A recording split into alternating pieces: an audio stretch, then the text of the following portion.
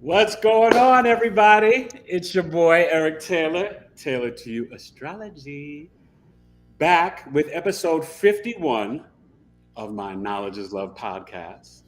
And this evening, I have an amazing guest that I'm so excited to introduce to everyone. Let me make sure, are we on live? And I don't see the chat up, but that is okay. If you can see the chat, we are live, or at least it says so. And this is Miss Anjani Siegrist. And how are you this evening, Miss Anjani? How are I'm you? doing very good. Thank you so much. I see Kimberly over here saying hello. That's exciting. Hello, Kimberly. I'm happy to know that Yes. our chat box is working and people can hear us. Are I'm you? doing very good. Oh, Thank you so much. I see Kimberly over here saying hello. That's exciting. Hello, Kimberly. I'm happy to know that yes. our chat box is working and people can hear Are us. I'm you? doing very Oh, good. Thank you so okay, much. hold I on see one Kimberly over second. here saying hello. That's We just had a exciting. Hello, technical Kimberly. I'm happy to know that our little chat box thing is pop working. up. There we go. Okay, there we go. Cool. So, yes, we are live. There was a little double check with the YouTube. But so tonight, you guys, oh my God, what's the chart? Because I like to talk about the chart to start it off. We are at a Virgo rising, an Aries moon. We're getting ready as the moon tomorrow evening will enter into Taurus. We are on the cusp of the new moon in Taurus and the solar eclipse. That's when the sun and the moon are conjunct at 10 degrees in Taurus at 5:19 p.m. Eastern. So for those West Coast folks, 2:19. I think you had on your technology, would you said 5:28 or 2:28? Either way, it's at 10 degrees. And tonight, Anjani and I will be discussing a whole bunch. Of course, I'll give you a little glimpse into her chart. I'm not going to show it. That's so private and personal. But we will discuss some of her placements, and Anjani will share some of her knowledge and expertise. And we're just going to have fun with our guests and hello, Kimberly, and our two amazing astrological knowledge and insights, really looking at the Taurus Pisces energy, which right now is telling, I think, a very fascinating story with both signs being in a sextile, but having a stellium, which is three or more planets in the same sign. So currently, that is Taurus Sun.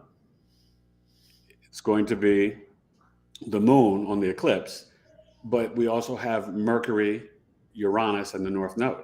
And then in Pisces, which Miss Anjani is a Pisces sun, we have we have Pisces. I was about to say the sun, right?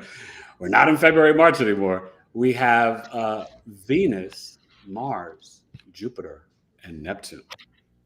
That's a lot. So it's really exciting.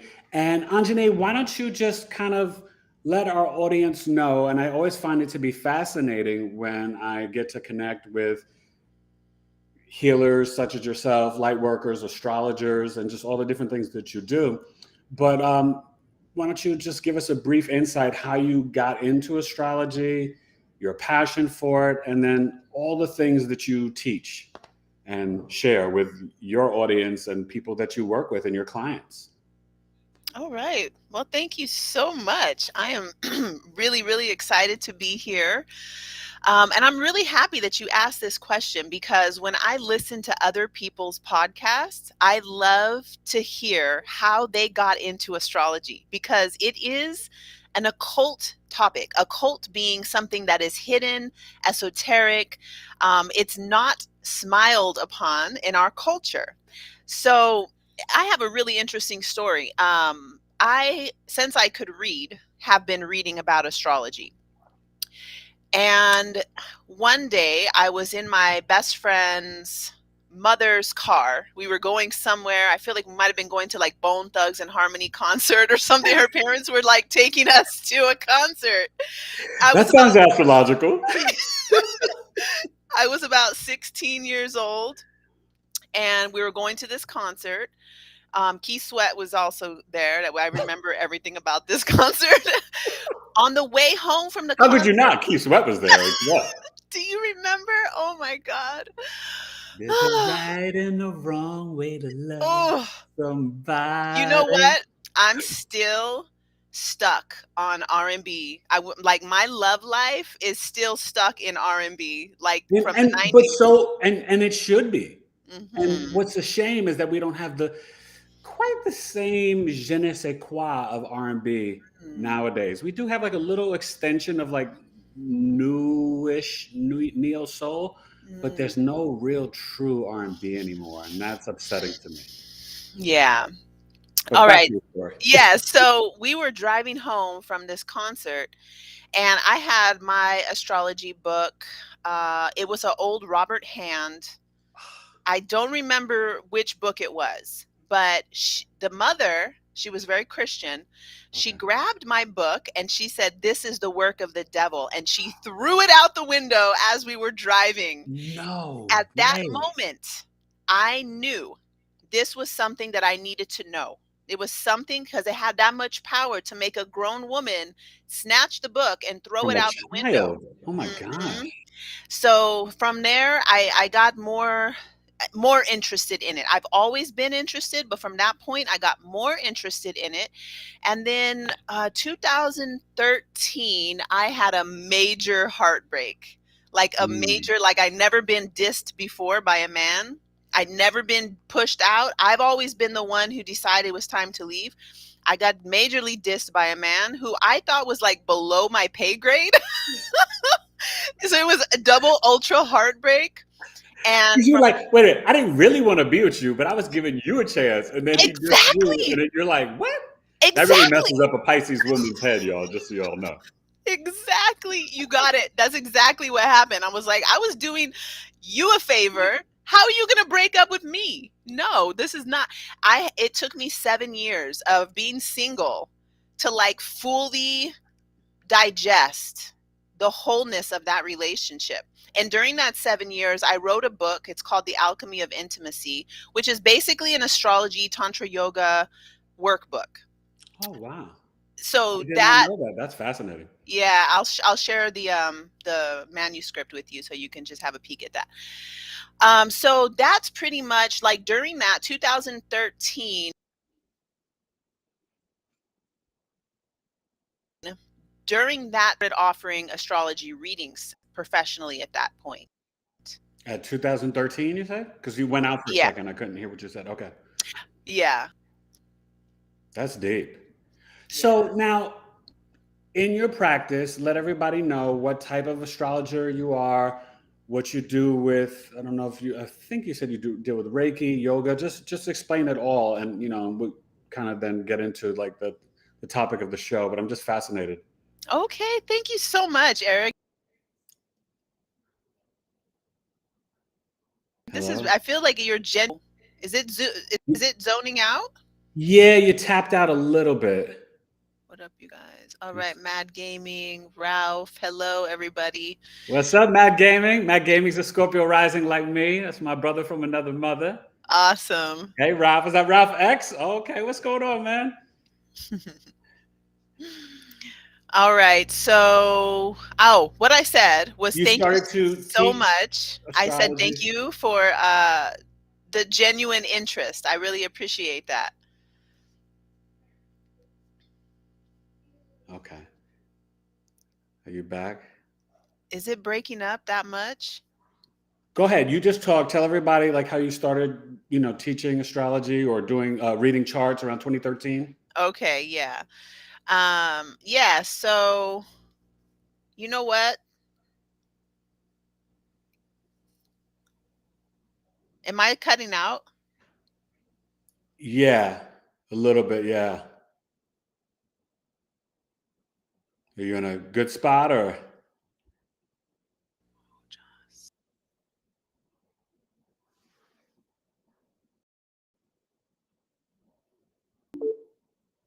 Okay, Anjani's going to come right back, you guys, and we will bring her back in. And I think now she might be in a better location. I changed my Wi-Fi. Is it There good? you go. Okay. So 2013, you started doing charts and getting clients, right? Yes, yeah. So it's 2013. I started offering readings professionally. This was when my youngest son was just about a year old. Wow. And that time I started my priestess initiation, which was a 3-year process of initiation. So that is another topic completely, but this is Well, also part of priestess and what? priestess. So the lineage that I Is this went of through the in the Yoruba? no, no, no, no, I'm not ready for that yet. This was from it basically it revolves around working with the 4 directions. So it's a Native American tradition. Oh, okay. Yeah. So I did 3 years of that, and that really that whole time I've been doing body work. That's my main, since I got out of the Navy, the Okay. main way that I earn my living is through doing body work, nutrition counseling, and the astrology had always been, astrology and herbs were always something that I offered just like to my clients, and I didn't charge money for it. You know what I mean? Now, wait a minute. When you said body work, tell Mhm. the audience what type. I mean, Reiki, massage, what? Okay, yeah. So body work. I moved to India for 2 years, and in India, I learned yoga therapy, studied tantra yoga. I studied Reiki in India also. The Oh, 2 years in India, I lived in an ashram. So all I did was study, practice, teach, study, practice, teach. It's that's that. so powerful. I'm just like, oh my gosh, like that. I would love to do something like that. That's kudos to you. That's a You blessing. should. You Yeah. should do it. It is amazing because you really get immersed into the culture. You really, wake up in the morning, you're hearing prayers. I lived right next to a temple. So my room was right next to the temple, the goddess temple, Okay. which that person, how do you know her? Oh, uh, that Swami who run the goddess temple, I still meet him every morning through Zoom, and I participate in the ceremony still every morning. What? Um, that experience in India completely changed my life. Like I came back to the US and I Amazing. didn't become American again. I still No, of sleep on course. the How could floor. you? I Yeah. still sit cross-legged. The kids, when my kids go to a normal person's house, they always say they feel so abnormal because they're used to sitting on the floor to eat food. And we do use toilet paper now, but when we lived in India, they don't use toilet paper. There's so many things that it was Are like extremely different from our reality. extremely different. We eat with Okay. our hands. Everything is done like a ceremony. Well, I love Like that with Ethiopian this. food. I It's love same, Ethiopian food and eating with my hands. So, same thing. Yep. yeah. Okay. So now you are a Western tropical astrologer, but do you use principles of the Vedic and do you use the whole sign system? Yeah, it's so interesting because I studied astrology, from all over. Just like most people as kids, we just get books, we gather all the information that we can. And then in 2013, I joined a school called the Shamanic Astrology School, SAMS for short. Okay. And shamanic astrology, it's a shamanic astrology mystery school. So they really go by the living sky. So you probably noticed this about me. I always am looking at what can we see in the sky? What are the patterns that it's making in the sky? So having that visual, there's like an actual relationship between us and the stars and the planets and Yes. As watching. above, so down below, right? Absolutely. So I do use some of I think it's important that we know, because as an astrologer, all kinds of people who, the world of astrology is very large. And one of my somebody who I like, you might have heard of Gemini Brett. Something that he also went to a shamanic astrology school a couple years before me. Something that he always says is that it's your astrology, meaning that we are in an intimate relationship with the sky. So the way that I'm going to relate with the sky is going to be different than how you relate with the sky. Now we also have the textbooks that we're going to learn and get the knowledge from a textbook. So I think it's good to know as broad as possible. What are the principles of Vedic astrology? What are the principles of tropical astrology? What are the principles of the heliocentric astrologers? So that we can see how all of them are right. Like, I'm interested in finding out what it is that what are they digging about the astrology. And then whenever I'm sitting with somebody, I pull the charts, I look at this, Right. like, I like to look at the imagery. That's why when we're talking and you're like, oh, where's your Neptune? I'm like, oh, it's at 21 degrees, because I have this memorized, this circle, so I can go through house by house and see, and it's imprinted in my memory because I've memorized the symbols on the chart. Exactly. So now we're having this relationship with, this is just superimposed onto this paper to tell me a map of the sky. Right. And the birth chart is the map of your life. Right. And it's so funny, just like you said, I think what people don't realize is that you can use different tools to get to the same result and when you interpret a chart. And what's so powerful about astrology that I think sometimes I notice some astrologers seem that they're so book heavy, but astrology is, right, the super science. It's math, it's science, it's numerology, it's energy, it's intuition, it's astronomy. And what happened back in the ancient times, and I always say this to my audience, astrology was the first calendar, but astrologers were also priests, doctors, astronomers, mathematicians, scientists. So astrology was not like this separate thing. It was a major part of the pillars of ancient society. Back in ancient Kemet and Alexandria, in Greece and Rome, in the Middle East, right, in Babylon, all over. And so I think that as we remember who we are and what this ancient wisdom and knowledge is, we have to kind of not, as I would say, as astrologers, not downplay it, but really glorify and accentuate not only its power, but its original origins, and to let people know this wasn't a game. This was our ancient ancestors who paid attention to the sun through Saturn and what you could see with the naked eye, right? And how it affected the tides of the ocean, how it affected the seasons, how it affected, you know what I mean? And this beautiful symmetry, it's all simpatico, the yin yang, as you like to say on your videos. I love when you say that. But you know what I mean? And it's that crucial and that important. And also, let's be honest, the power structure and the powers that be, they know it, they use it, and they don't want us to know it and use it.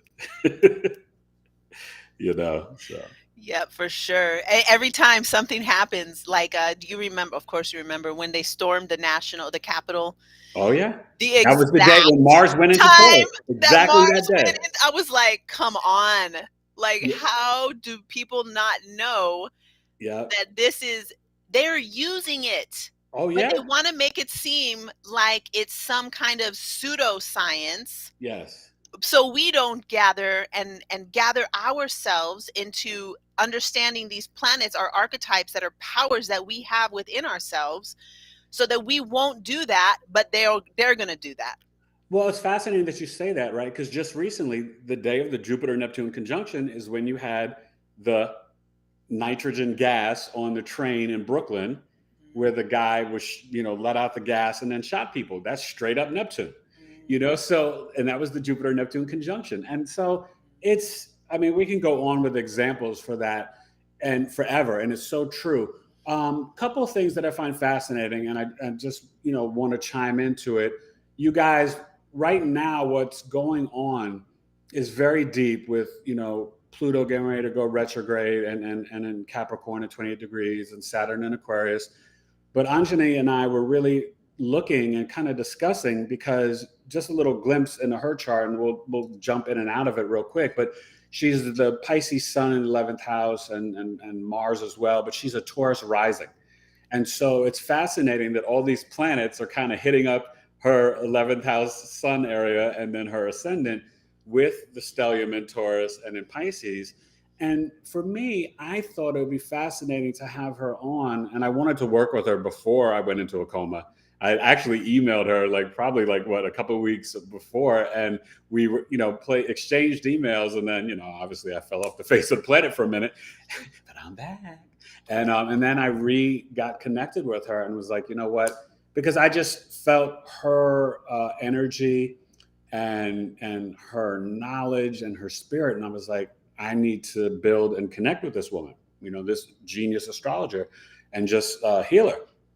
But with this Taurus Pisces energy, as a collective, as we're getting to this new beginning and solar eclipse, which is very powerful karmic energy, what is God and the universe and source trying to tell us, right? Because Taurus, we know it's a fixed earth sign, very stubborn, practical, pragmatic, but also underrated on how, well, we know it's Venus, right? And Venus right now is, and I don't think you like this term, but I'm going to say it, exalted in Pisces, right? Let me know if you like the exaltation, labels or whatever. But Venus is in Pisces, and having this eclipse with the sun and moon at 10 degrees in Taurus, I think it's just fascinating.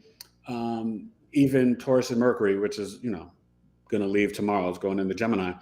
But what spirituality, sensuality, values, what nature are we supposed to ascertain from the Taurus energy? And then with the Pisces, what creativity, imagination, what spirituality, and what is it all saying together? And I think Anjani had a really interesting perspective on this, along with, I forgot what the term that you used, but you can explain it to the audience, about honoring the land or the space, something culture you called it. I don't know. You. Oh, permaculture.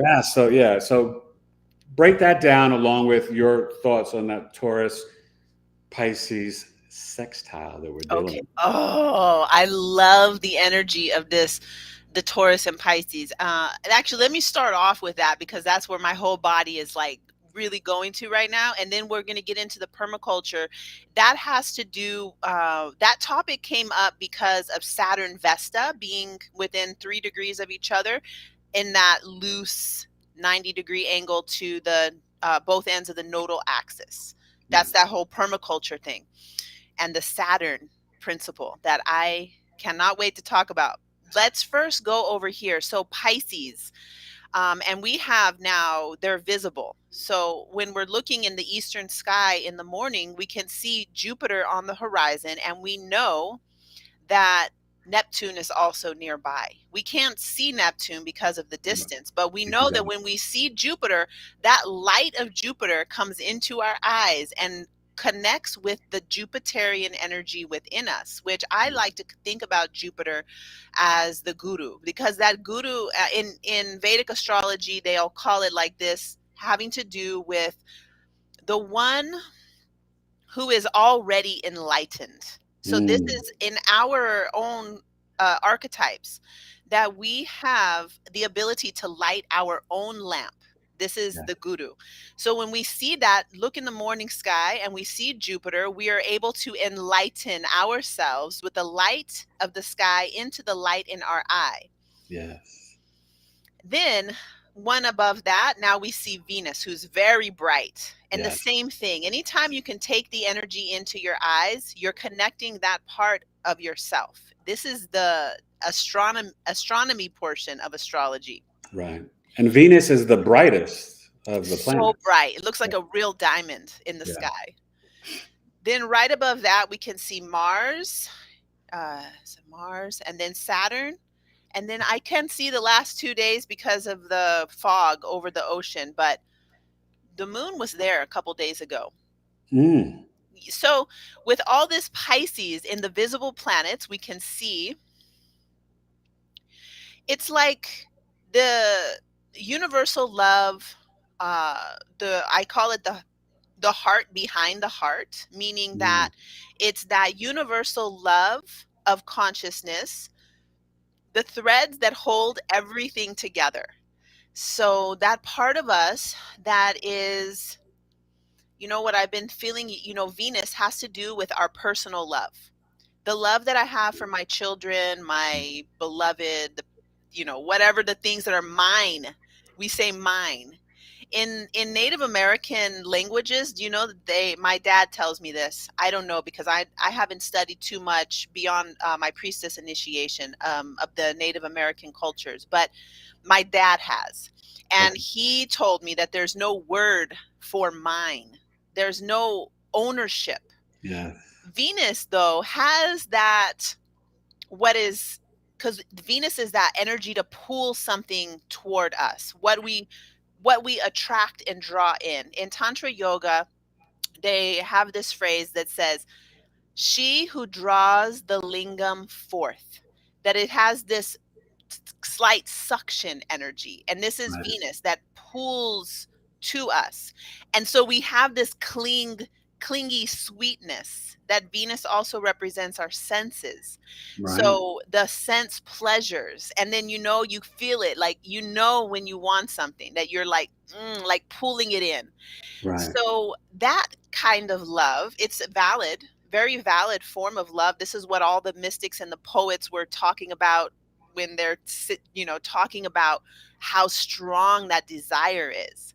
Right. But now having Neptune so close and Jupiter also, it's like a transcendence, meaning that going beyond just the mind, going beyond into a greater love that encompasses all, that Neptune level of love, Right. which is also Which is the attuned with my collective, right? All of humanity. Yeah. yes. It's the I should whole, say, all living things, even whether it's inanimate objects, even right. in it's the love of the whole, in the dreams, when you're in Yes. a dream, you don't see a separation between things. It's just a big yes.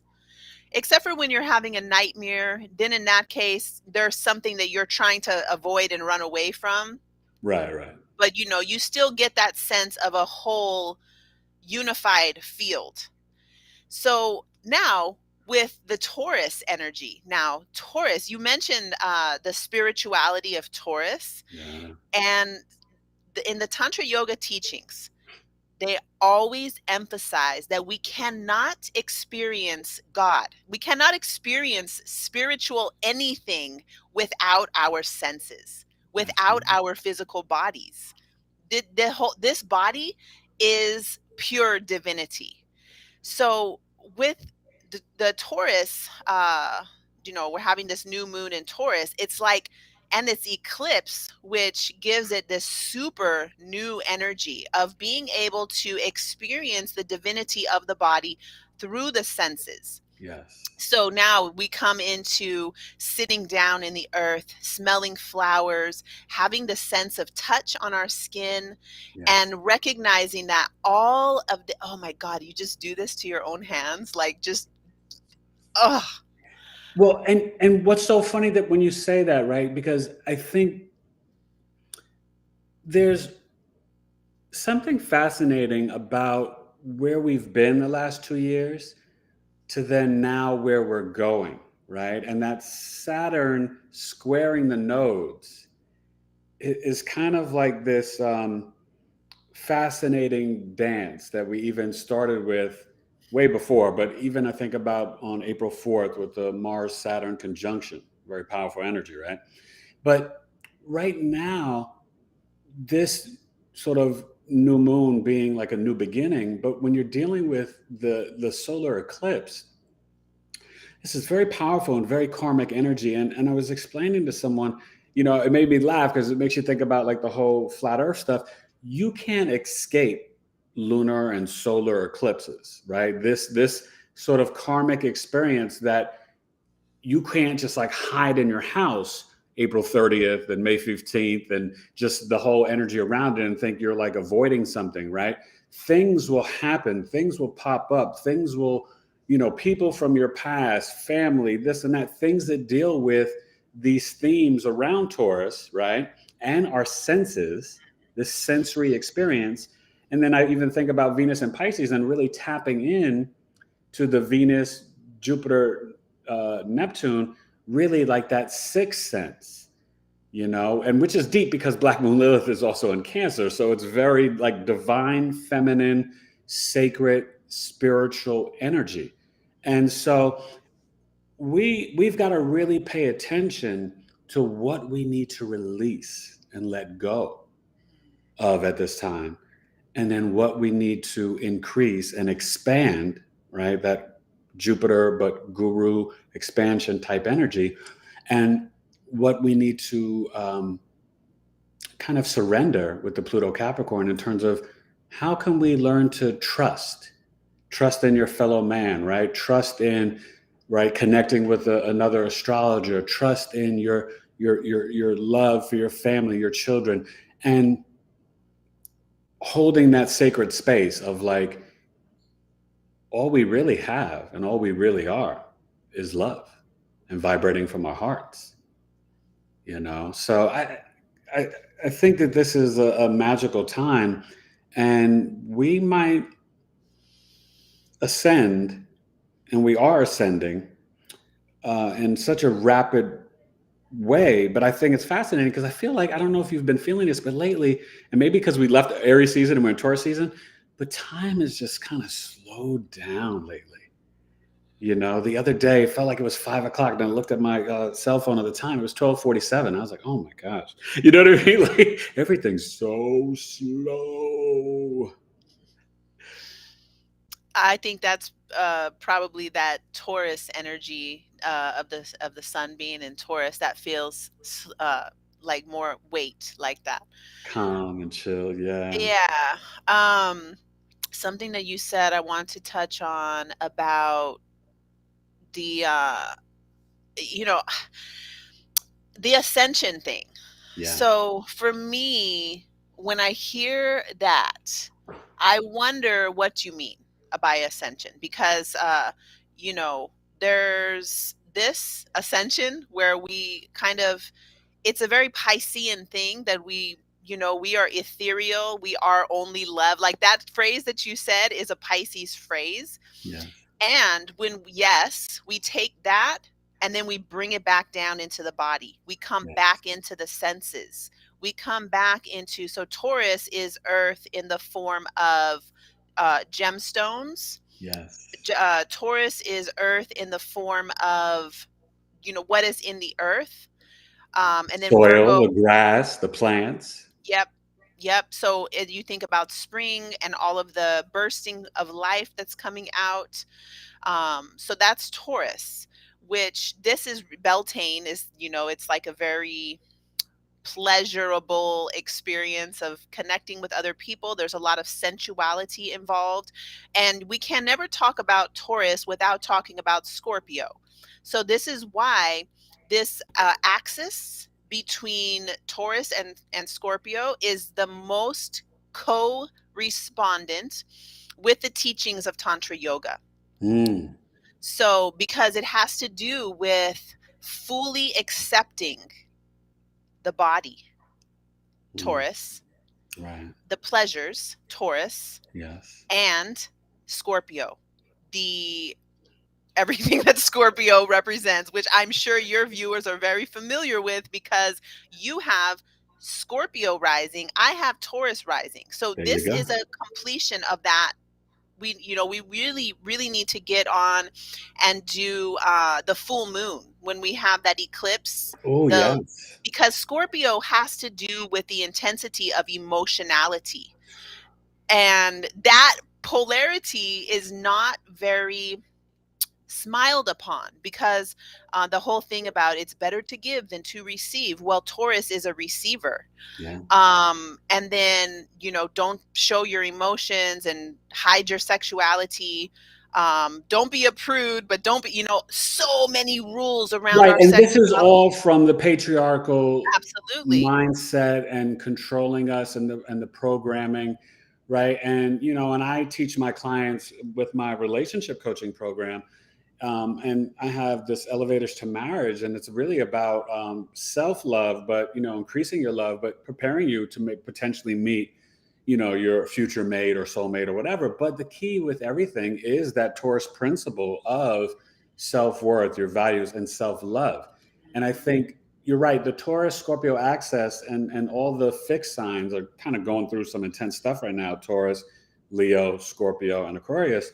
But I think that it's fascinating because there is so much negativity associated with Scorpio, Sun, Moon, or Rising.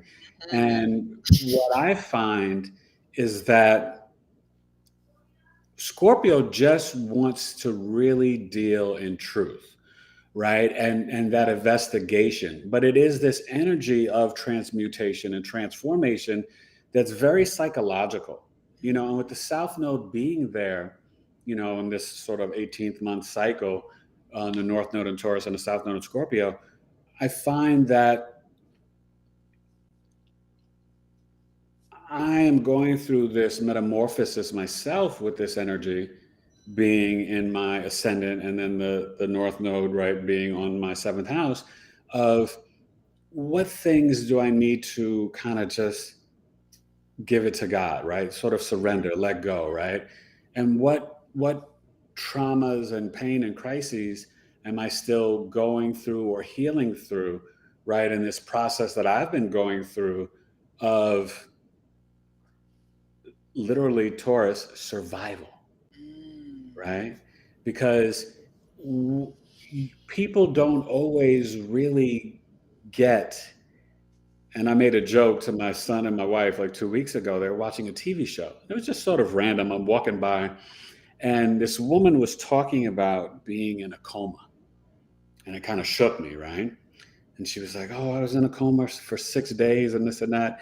And then I had to laugh and chuckle just in my own experience and reality, right? I was in a coma for 40 days. And so for me, I just, being the comedian that I am, I was like, man, 6 days. Listen, don't nobody even talk to me unless you've been in a coma 25 days or more. All right. I don't even want to hear nothing from nobody.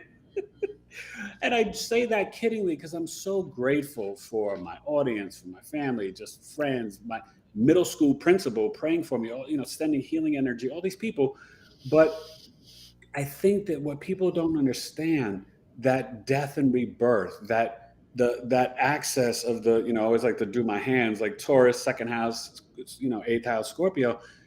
It is such an important access that is very much female, male, masculine, feminine, even though they're both feminine energies, right? Venus, Mars, it's very, I don't know, it's just kind of humbling and bone chilling. But I think where you're headed, I totally am on the same path with you in terms of we have got to understand the importance of being grounded spiritually. And that's what Taurus and this new moon, remember the moon's exalted in Taurus, is really speaking to us about.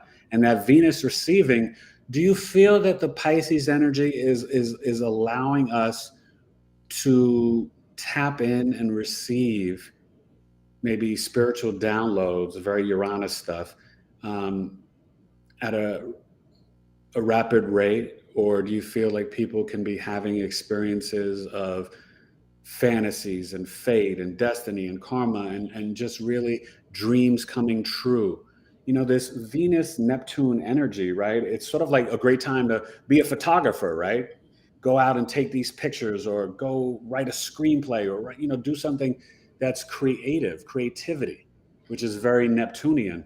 What are your thoughts on just this with that sextile, how important they're playing off of each other through our bodies, but then through our dreams and fantasies and spirituality? I'm so thankful that you asked that, because first, I want to mention also this thing about surrender. I have things I'm holding with the Scorpio South Node, and needing to surrender and digest our traumas and emotional wounds and things that have been limiting us, in the sense of, it's like one of my teachers gave the analogy of being out in the ocean with all your suitcases, the suitcases being your traumas, your wounds, your luggage, whatever, your baggage, right? your baggage, that we're trying to hold it down in the Right. ocean. So we're all the energy it takes to keep ourselves together, holding our shit in, basically. And then it's inevitable, your things are going to start coming from the suitcase. So best thing to do is don't struggle anymore. Just, it's embarrassing. You know what I'm saying? There's a lot of being humble, Yes. meaning that we bring ourselves down to earth. It has to do with being grounded, bowing to the earth. Let that stuff just come up. It's not your responsibility to hold it in. Really, like the animals out in the wilderness, something happens to them, they shake and scream and make a loud noise and keep going. But because of our culture, we are not allowing ourselves space to emote when we're Mm. angry. You know how many people, when I'm holding them in their body, in the body work, even a process of bliss has Mm. not been allowed to come out. A process of joy has not been completed. So it's energy in the body that, don't be too happy. My dad used to tell me this. He's like, you're spilling over onto everybody because I'm like bubbly and full of joy. Bring it in. And that's not the way to actually do it. It's No. not to bring it in. There's a process in Tantra yoga of, fully, they'll have us do it with chocolate. So Mm. when you take a taste of something that you Which is fully, Venus. Chocolate. yeah, Yeah. it's totally Venus, that you fully notice every little bit, bit of the senses that are stimulated, and then experience it. If you make a sound, or if you're like, because it reminds you, you just fully go through the sense experience of it, and then be done. You don't have to hold it anymore. You take the next bite.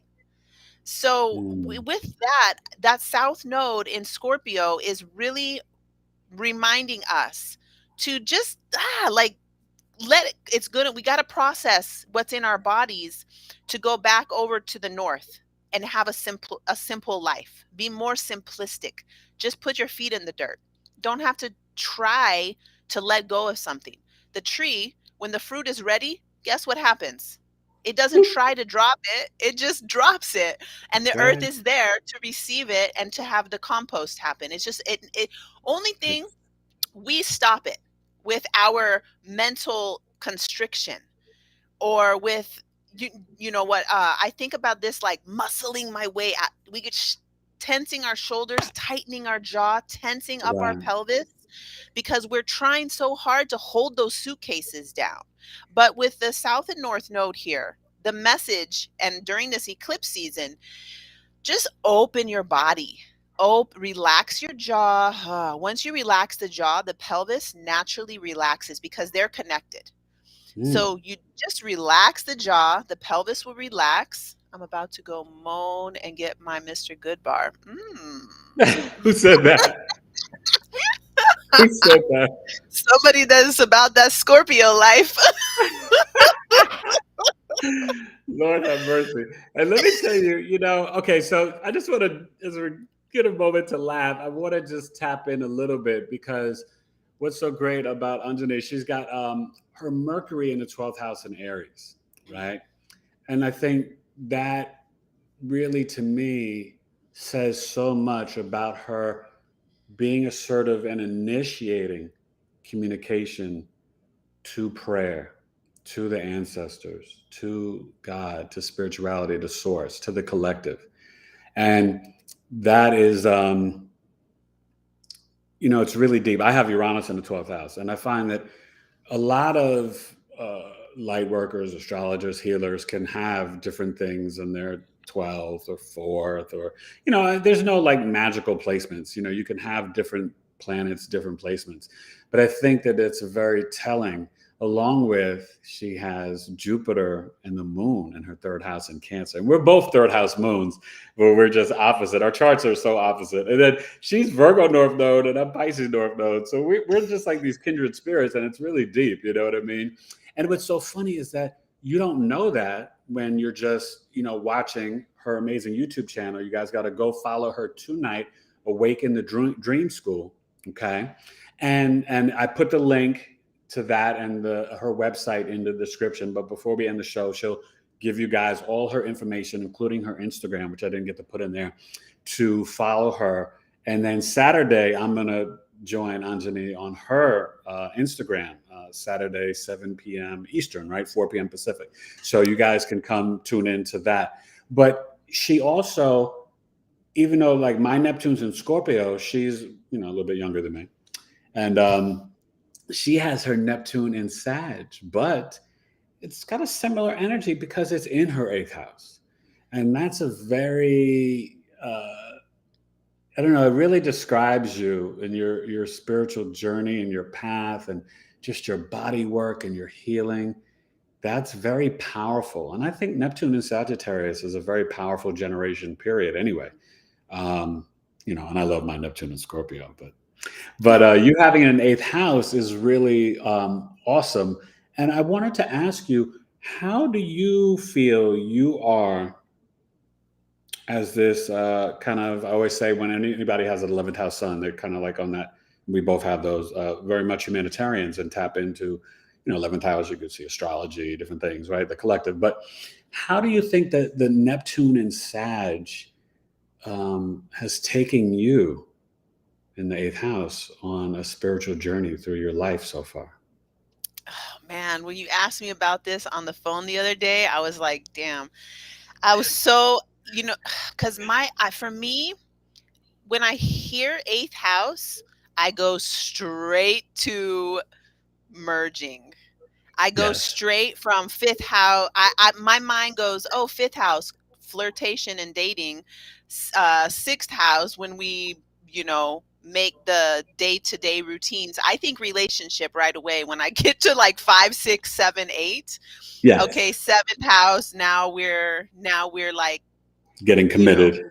Exactly. Then the 8th house. This is where we get so deep into each other. We get completely merge this whole tantra yoga breathing exercises. Like our whole energy is combined. We're breathing life at the same breath.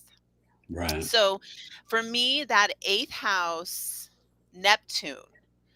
Okay, so the house is what area of life? And I just said 8th house, I think about merging energies. It also has to do a lot with our 8th house inheritance. I Other always people's say money. sex, Yeah. drugs, rock and roll, because music and Yeah. those things that draw emotions. That energy at the 8th house, 2nd house life, 8th house death. Everything that has to do with the energy of life, basically Yeah. the polar opposite of the 2nd house. Yeah. So having Neptune there, I have always, let me tell you what, from the earliest time that I could read, everything that had to do with spirituality, I asked all the questions. I went to all the churches. I went to Mormon church. I went because I wanted to. Nobody told me. It was That's so awesome. I'm like, and it's in Sagittarius, which is like the philosopher one. This is the way I'm going to do it. I bring my notebook. I'm taking notes. Okay. Well, they And said Sagittarius can be very dogmatic. It is very dogmatic, but I think because of Neptune, Oh, it's no, not. it's not in Right. Neptune. I'm just saying Sagittarius by itself can be Right. Right. yeah. But in Neptune, So it's the whole. So it's like my force, the Neptune in me, the force going out, doing it in a Sagittarian way is like I would go to the different churches, I would take notes. This is what they're saying. Okay, how does that relate with this? Every single thing that I studied as far as religion, I studied in college world religions, and I took notes and was like, okay, seeing all the what the Jains are doing and what are the Buddhists doing and the Taoists and the Tantrikas, and once I take all of these things, I'm like, I'm none of those, because there's all of them have something that I can't get down with. And my grandparents were Catholic, but I'm like, but you guys, so you don't follow all of them. You pick the ones that you want to follow, and then you just get mad at everybody because they're not following it, but you're not either. So I'm like, crush all of that. Yeah. So also the other thing is, because of that Neptune in the 8th house, my intimacy style has a lot to do with a spiritual connection. So Right. if I don't find that this person has, I want to connect to God. Like, I'm imagining myself as the goddess and my partner as God, and that we're connecting energies, bringing our ego identity to attuning to the source. Yes. If my partner can't do that, has no idea what I'm talking about, we can't do it. It's not, it doesn't work for me. So that's another way I experience my Neptune in the 8th house. And that makes sense, right? Because it is so much intimacy, Mhm. right? It is trust. Mhm. And I think so often um, you almost look at the 8th house as like after the marriage, right? When you said sex, drugs, and rock and roll, but even marriage is very psychological Mhm. and spiritual.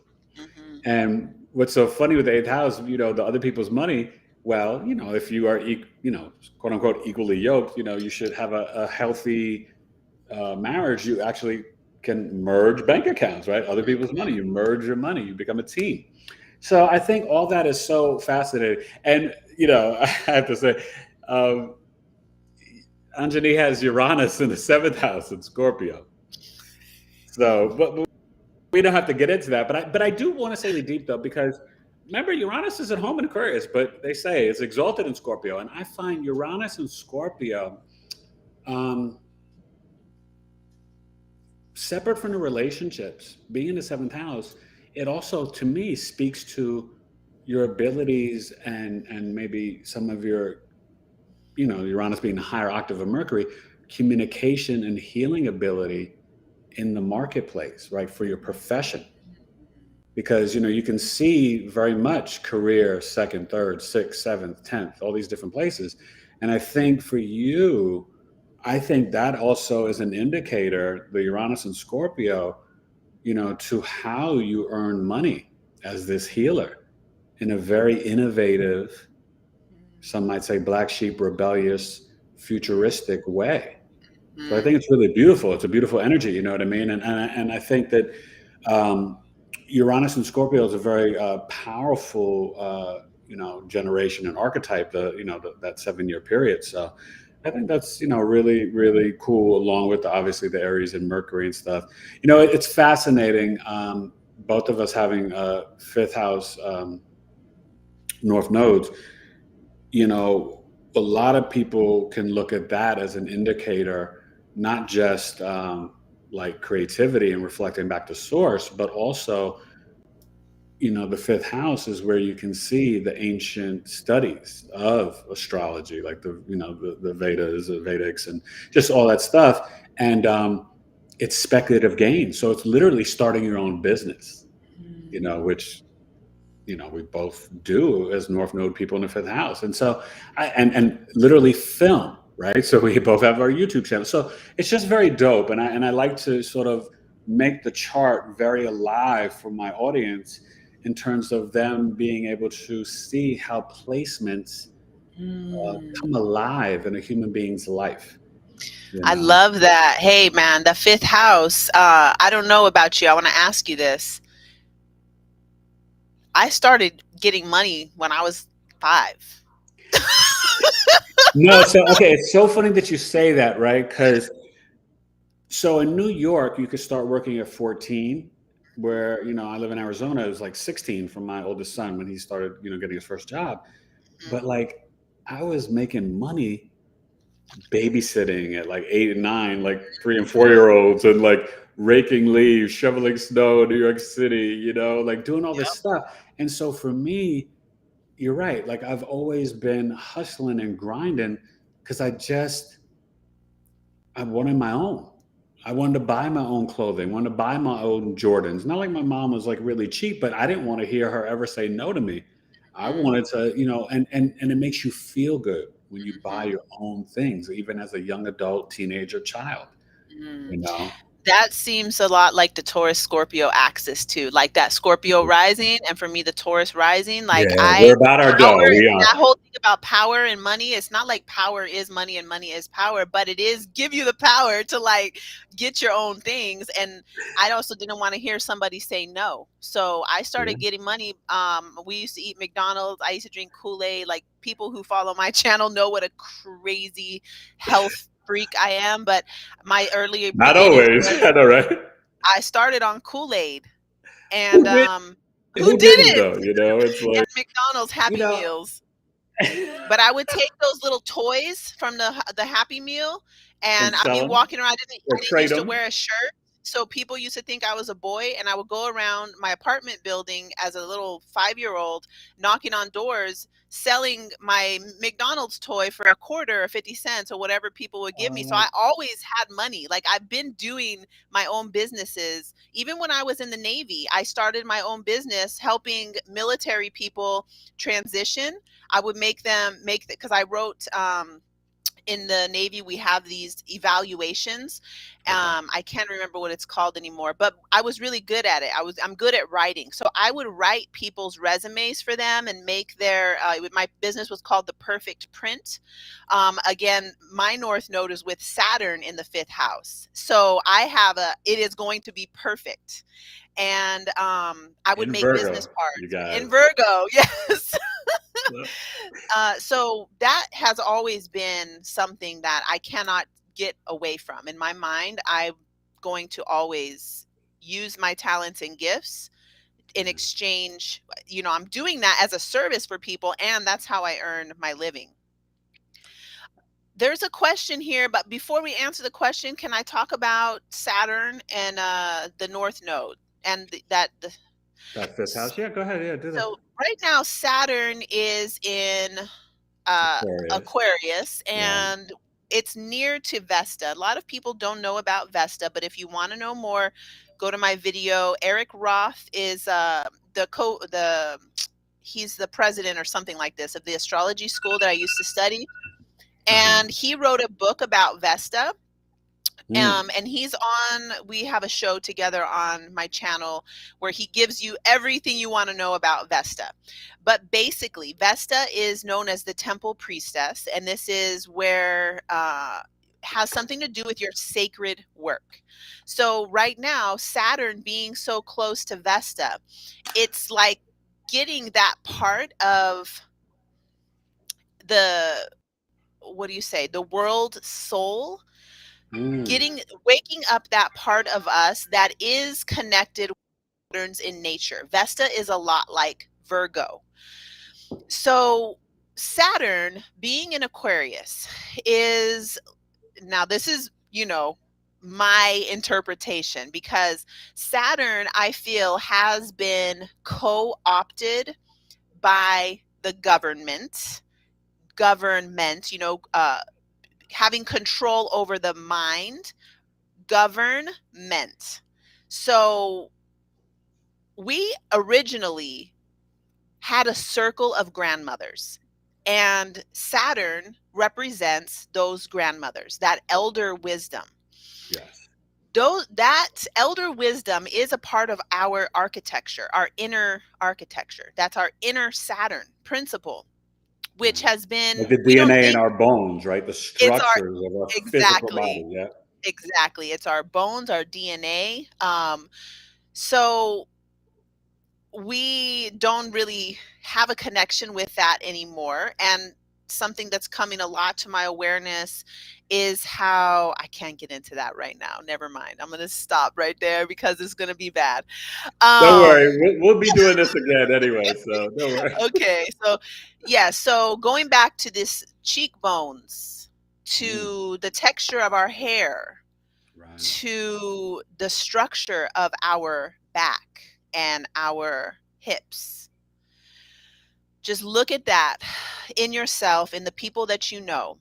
There is a structure. So this is Saturn, and this is our ancestors, the way that they show themselves in our physical bodies right now today. But because there has been this homogenizing of culture and a takeover of land to make it all one, with the same religion, the same Coca-Cola, the same Levi's. The same It's McDonald's. the same McDonald's and GMOs. Yeah. Okay, so with that, now we need somebody to govern our mind. And we need, Mm, you know, because we don't have this, we don't see it anymore, that we ourselves are the ancestors. yeah. And that we ourselves have a connection to those who live on through our DNA. So Yeah. Saturn being in Aquarius is innovating upon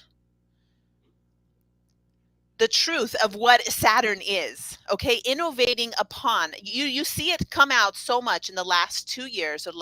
This is when Saturn first hold on a second. You've seen it come out a lot in the last 2 years. Right. How people are getting back connected with their cultural spirituality. Yeah. All of a sudden, people are again wearing belly beads. People again are remembering the Orishas. People are remembering, wanting to say the prayers. They're wanting to cook the food. Oh, corn. Actually, corn is part of my ancestors love corn. Now, Yeah. again, I start eating non-GMO corn, and I'm making grits, and I'm mixing in like all these things that And came. wanting to tap into the root of things, right? Exactly. The Yes. foundation, the beginnings of the structures. No, you're right. Yes. And that's so brilliant. Go ahead, continue. So Yeah. that innovation is like, it's something that it's there, but we're bringing it back. That's Aquarius innovating upon what's there. I think of this like you go back into the ancient wisdom and you bring it back in today in a new way. So Orisha practices look a little bit different now. They look a little bit different now, and different people are understanding about what is this goddess Oya and what is this Oshun. We didn't think about it. And you know what? Let me tell you something, my friend Eric. Why do we call Venus Venus? And this, we only are using Greco-Roman names because Right, we right. are completely forgot. We It completely. goes way beyond that because even the Greeks and the Romans, they all went to Kemet to learn. And I Exactly. forgot who was kicked out. It was either Socrates or Plato. One of them was kicked out of Kemet because they weren't really righteous enough. It's so deep. But you know what's so funny when you're touching on that, I get a visual because I think when you look at and remember the traditional ruler of Aquarius is Saturn. So that's why this is like and I think with Saturn and Aquarius is so deep, right? Because at the same time as we are getting ready for Uranus and Gemini, Neptune and Aries, Pluto and Aquarius, I feel like this 2.5 year experience, and it seems like it's longer than that, right? Since the Great Conjunction on December 21st, 2020, Jupiter Saturn, we will set up the next 200 years of conjunctions and air signs for these, great malefic and great benefic.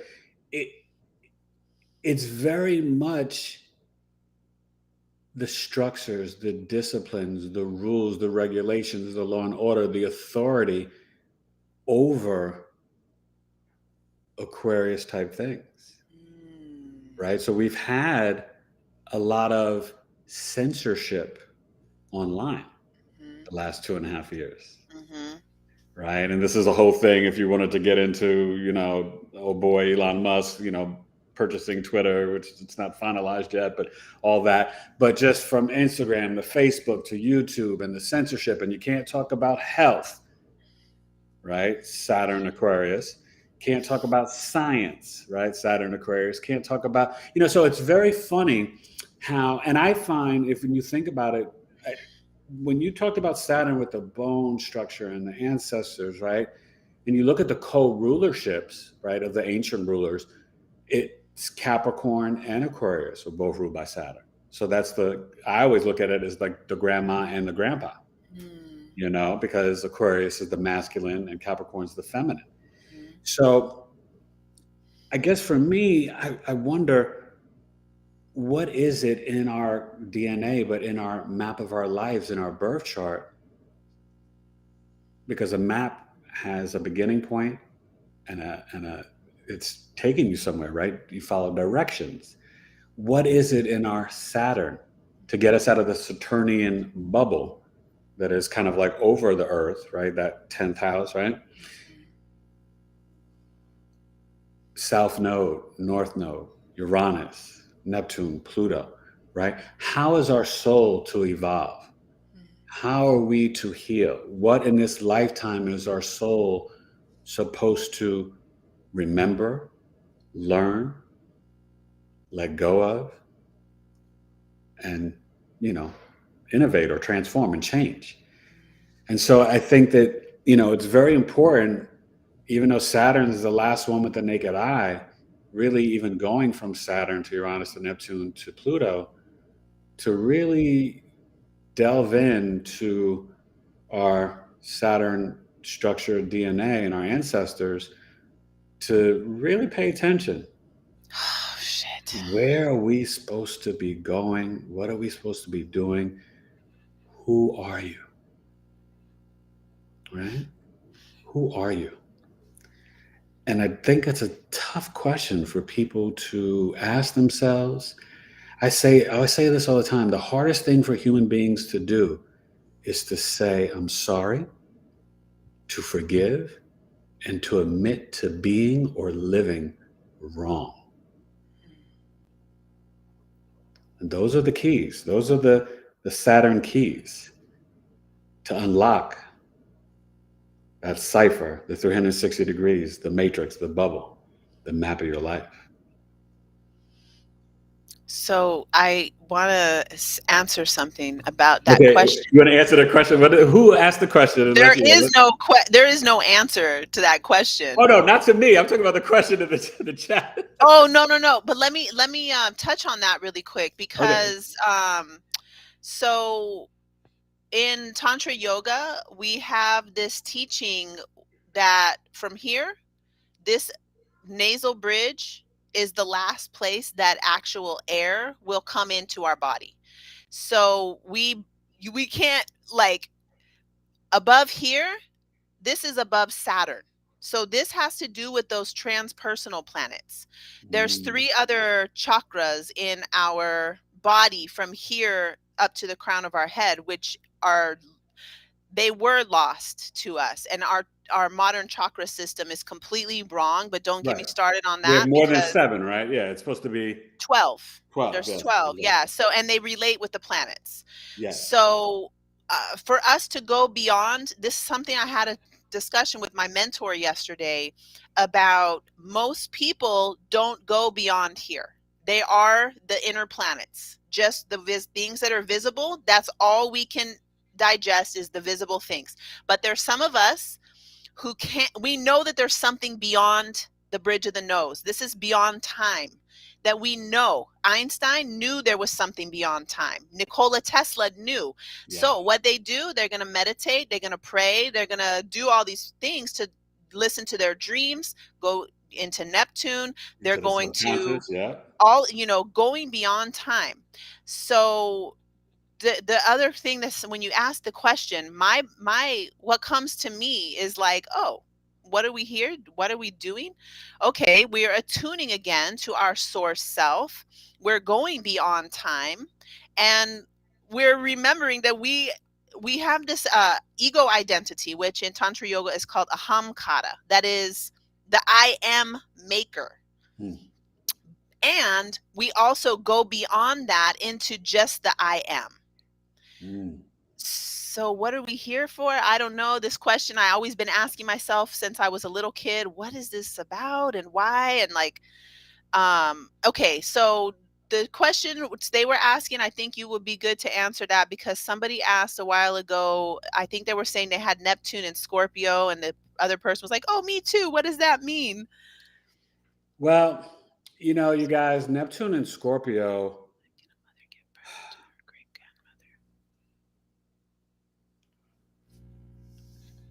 I think it means different things in different. And that's what I want you guys to always remember and know about the chart, because you can't take one placement and separate it from the storyline and the theme of that house. So when people look at sun signs and say, oh, that's nothing like me, da da da da da, well, it's because if you have sun in the fourth house, you're a very different introverted person that could have separation from your bio dad and this and that. Very different from a sun sign in the 8th, 9th, 10th, 11th house, right? Or in the first house, more self-centered, ego-driven, right? So the placement of any Neptune and Scorpio, Sun and Virgo, Pisces, the house tells a deeper layered story. Now, I can only really speak from, my astrological knowledge of Neptune and Scorpio, and then my actual living life Neptune Scorpio ascendant that I would share with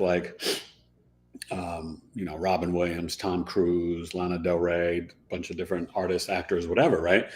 Neptune and Scorpio, to me, and I was telling this to Anjani the other day, it's my protector in the sense that I can see people in the spiritual realm. So I can chit chat with the best of them as an 11th house sun, but Scorpio risings in general, and Scorpio sun, sometimes the moons, we don't really like small talk. Neptune and Scorpio has me able to not only see you in the spiritual realm and your intentions, if you're fake, real, indifferent, whatever, but also I can morph and become anybody. I can morph into anything. And so that's what I would do as an actor and a sketch. I never did stand-up comedy, but as a sketch comedy actor, I almost made it on In Living Color. But then they canceled the show right when I graduated from the University of Maryland in 1994. Right. And I went to high school with Shawn Wayans, and I know Marlon Wayans. But, the thing is, Neptune and Scorpio is like a magician wrapped in a sorcerer, wrapped in a shapeshifter. Okay. But it's a very healing energy. Now, you can use any energy for good or for bad. Anybody can, right?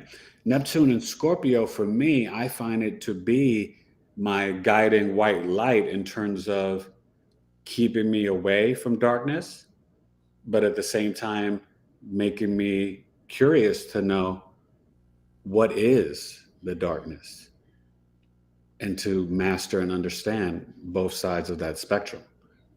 You know what I mean? And I hope that gives you a little bit of a glimpse, but it's very, think of the spirituality wrapped into the investigation of truth, secrets, lies, espionage, in another life, I could have been a great spy, but in this life, I'm just, a very creative, artistic human being who loves to spiritually heal others, but it could play out in many different ways. Touche. That's such a good answer. I like that. Thank you. So as we get ready to wrap up, we can stay on here for 3 hours, but I just want to ask you this. Do you feel that knowing astrology benefits you in your daily life and routine in terms of how you might know or see how things could play out through transits and aspects, or in terms of challenging or pushing yourself to be the best version of yourself in your chart? How do you tackle that in your everyday existence as a spiritual being? In everyday existence, I actually read the chart every single day and post it in my Telegram group, and they think that's for them, but that's really for me. So I want to know, where is the moon? What are the aspects being made? On a daily basis, that moon definitely lets me know, and I put it in relation to my inner moon cycle. And this is something that I really want to work with men with, so men can have a more intimate connection with their inner moon Well, men cycle. don't even know, and I learned this in psychology in college. Men have like a 30-day cycle as well. Absolutely. Yeah. There's no way that you couldn't. It's just that we bleed and you don't. But Yeah. There you go. um so I that part definitely, and then the other part, it's so wonderful. Like even when we were talking and you said that, you told me your age and I was like, "Oh, you're in your Chiron return." It's like, yes, these things happening are very chirotic. Then I can have a peace and an understanding of like, oh, this is where you're at in your life cycle. So we are Right. always like in ancient Kemet, we would have a teacher and we would have initiations, different levels of where we are. And we have these initiations now through the planets. Mm. So every month, it's your lunar birthday. That's a lunar phase that you have every month. Every year you have a solar birthday. That's a different kind of initiation. Right. Then every 8 years you're in a Venus initiation where you're being reinitiated into a higher octave of your Venus is getting more blessed. Mature. We're blessed. Yes. That's deep. Yeah. Then And then the Jupiter years. Yeah. Yeah. That's then the one that really makes people wake up is that Pluto square natal Pluto. This is the time I find that people come to me more when they're in their Pluto initiation, because so many things are ending, dying. I can't even get started. I'll tell you someday. Ask me about my Pluto initiation. It's out of this world, just completely out of this world. And What if I age is that didn't, around the square of Pluto? I it's forgot. different for everybody, but it could be sometime between 34 and 38. So by the Yeah. time you get to your second nodal return at around age 38, you probably already finished that Pluto square Pluto. So And yeah, that's we should after talk. the Saturn return and going into the next Saturn square. Yes. Yeah. Yep. And then the other thing is Neptune initiation. When you're 40, around 40, you get that Neptune initiation. So anyway, what I'm saying is, if I were in a Saturn initiation, Mhm. whatever, it's either a Saturn return or one of those we get every 7 years, I I know, first of all, now I know this is asking me to do my work. It's asking me Yes. to get right with a middle world reality. Now, Mm. if I didn't know that, I may just, oh, I need to surrender because this is so hard. Saturn cycles aren't for surrendering. So, number one thing, you need to know, is it time to surrender? Is it time to get up and grind and do, get up and do something? Yes. That's so Build, right? important. Saturn, build something. Yep. And Yeah. if you don't know, I had a lady come to me once. She had somebody who kind of dabbled in astrology who told her, "Oh, you're in a Saturn return, just worship Jupiter. Just, do Yeah. prostrations to no, don't go to Yeah. your good uncle because your dad is making you do your work." Like that doesn't make any sense. Sense. So you need to know. For me, the answer to your question is absolutely. It helps me every single day. I know right now I'm between my Neptune initiation and the Uranus.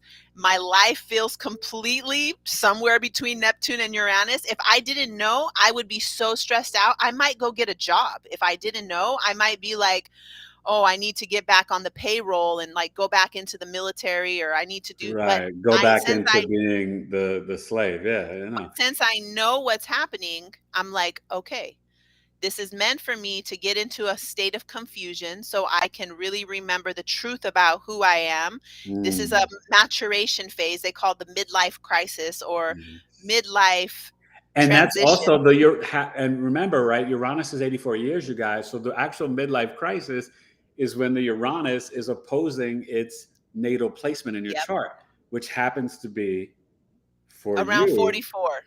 Yeah, it happens to be, yeah, like around between 42 and 44. That's Yep. seven, sort of that cycle there. And it's so deep because for any of you guys, when you have Uranus in transit hit any of your angular houses, which are 1, 4, 7, and 10, that's a 7-year doozy. Okay. And you got to strap in. You're like on the roller coaster and you're like, oh, this sucker's shaking. And be like, don't overreact. Just because you fallen over on the roller coaster, don't let go. And just understand that things are going to come up. Things are going to happen. When you have it on the ascendant, you might change your religious beliefs. You might dye your hair.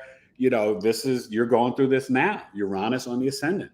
And it's very, very deep. I mean, we'll talk about it, another time. And maybe the perfect time to talk about it would be us doing another show on the full moon lunar eclipse, because having Uranus on your ascendant, and I'm sure you could go on for hours talking about that, it is a very serious experience.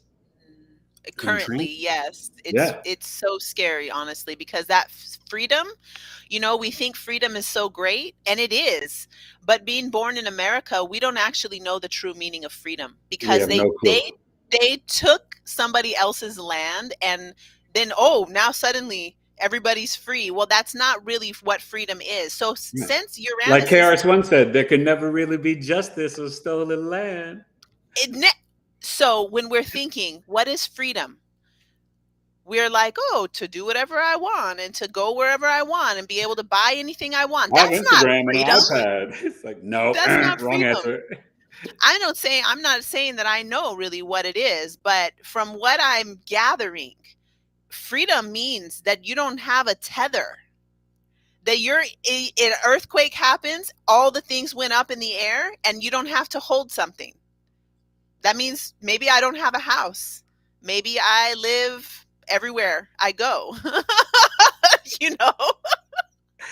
Anjani, that's dope. And, and you guys, I think what I want you to get from what we're sharing and what we're talking about and this energy is one, with everything in Pisces and everything in Taurus, anything can happen. Expect the unexpected. Be spiritually grounded. Open your heart. And try to increase your self-love and your self-worth, and really, really, really contemplate and meditate and chew on, right? Think of the cow in the pasture chewing. What do you really value, right? What is in tune with your 5 and really 6 senses, right? How do you meditate each day? How do you honor God and source? How do you be a better son, daughter, mother, father, sibling, whatever it is, right? How do you better spouse? Get really right with your heart, your body, your soul, and try to mind your business. I hear different astrologers say this, right? And it's so true, but I think so often our society, and especially in American culture and Western civilization, there's so much of keeping up with the Joneses and what is this celebrity doing? What is that person doing? What is this? What's the government saying? What's the president saying? Does any of that stuff really matter? Focus on what you can control. And that's kind of what Anjani was talking about in terms of the daily connection to the moon, right? The moon switches signs and houses every 2.5 days. Learn that, understand that. Escuchen, pay attention to that, And I think that in itself will have you in such a better place, along with drinking water and eating properly. But, that's a whole nother thing. And so that's when we get into 6th house conversations. 6th house. Go ahead. What you say? Thank you so much for everything. I really want to get on here again with you're so good at hosting and holding the, I love this, everything about it. And I need to go now. So no, definitely. We got to run. No, but this was awesome. Anjani, no, also tell everybody your Instagram, your website. If you guys want to get readings, do yoga with her, everything, this is the time. Let my audience know how they can find you, reach you, and all that you offer, your services, please. Thank you. Thank you so much. And we didn't even talk about the eclipse, so we might have to get on here again Oh, like that's all soon. right. We touched on Uh, it a little bit. a little bit, yeah. So my Instagram page is Venus Gemstone. I'm not really doing a ton. I post almost every day-ish, just something, but it's because it's censored. I moved everything to Telegram, and that's where I read the You have astrology to tell me chart. about Telegram, but listen, you guys, she's being humble. Her Instagram is dope. I'm so jealous, and I can't wait to be on there on Saturday because she's got a crazy amount of followers. Okay. But it's Yeah. so I don't do Instagram well. I know nothing, and she's like a beast on Instagram. Go ahead. There's a So lot of free resources on my Instagram page. There's a whole in the little section of below the bio, it has a whole ton of dream resources. If you want to get into lucid dreaming, if you want to get into working with your dreams, there's so much info there. A whole bunch of things about intimacy and tantra yoga. That whole little section under my bio, click on those and you're going to learn a lot. Then yeah, the Venus Telegram. Gemstones with an Venus, S. not no S. The Oh, S is the imposter. so Venus So Gemstone. yeah, Okay. it just spell it the right way. Venus Gemstone. No Perfect. double S's or anything. There's like 6 imposters right now who are asking people for money and all this. This is why I kind of Okay. Yeah, Instagram's been going through that a lot, and that's terrible. Yeah. Yeah. So then there's that. And then I have an online school, which also has something free on there. It's called the Central Channel. You can sign up for this Central Channel, and there's a whole bunch of resources. And we get on and do lives, and I help people with their personal charts like once a week. So that's at awakeinthedreamschool.com. And Eric already put the link to that. And then my YouTube channel, which is I think it's Awake in the Dream School. Yeah. Yeah. And I put that link as well. So please go follow her ahora, right now. Thank you. This was fun, Anjani. I will catch up with you, and I will link it in my community, you guys, so you can watch us on Saturday on her Instagram channel at Venus Gemstone. And I will announce, hopefully we hook up around the 14th or 15th to talk about that lunar eclipse and have you back on, because this was definitely great, and I look forward to it. Thank you, everybody. I'm going to go be a Cro-Magnon man and watch the NFL draft, and Anjani's going to go be a spiritual healer and mom and do what she's doing. And I love you guys like always. I told you I was bringing on a powerhouse for you, and I hope you guys enjoyed this, and it was truly fun. Thank you, Anjani. Have a great evening, and we will talk soon and see you on Saturday. See you Saturday. Thank you. All right. Bye, you guys. Bye-bye. I'll show you it's recorded. Okay, after we pick up Roro.